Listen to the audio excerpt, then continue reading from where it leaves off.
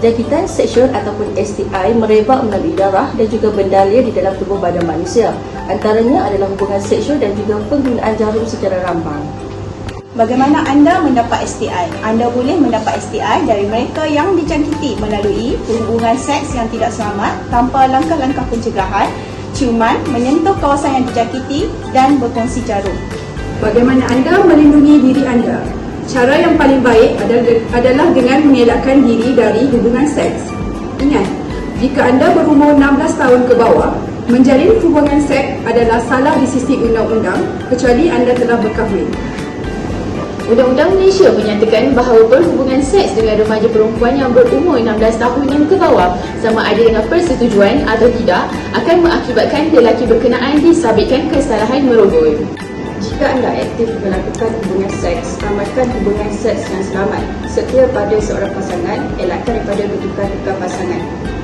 Gunakan kondom. Walau bagaimanapun, kondom bukanlah 100% berkesan dalam pencegahan chlamydia, tetapi ia mampu mengurangkan risiko jangkitan.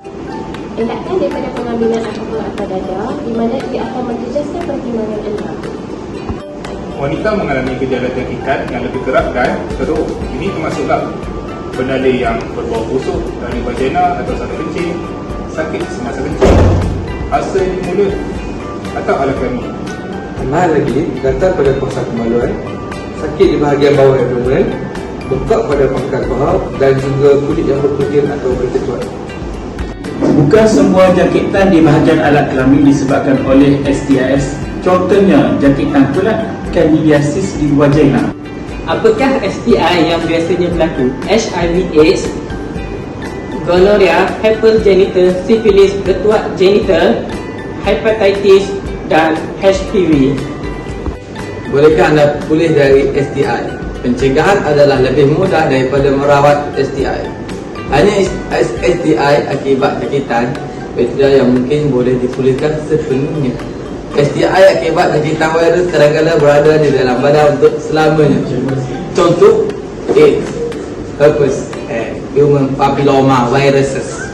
Jika anda mengidap STI, adalah penting untuk memberitahu pasangan anda supaya boleh mendapat rawatan.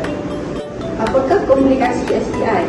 STI boleh mengakibatkan penyakit radangan pelvik, PID, kemandulan, kandungan di luar rahim, kanser cervix, jangkitan kepada bayi semasa proses kelahiran, keguguran, kematian janin dan kecacatan pada bayi yang baru lahir. Kematian contohnya AIDS. Sila lakukan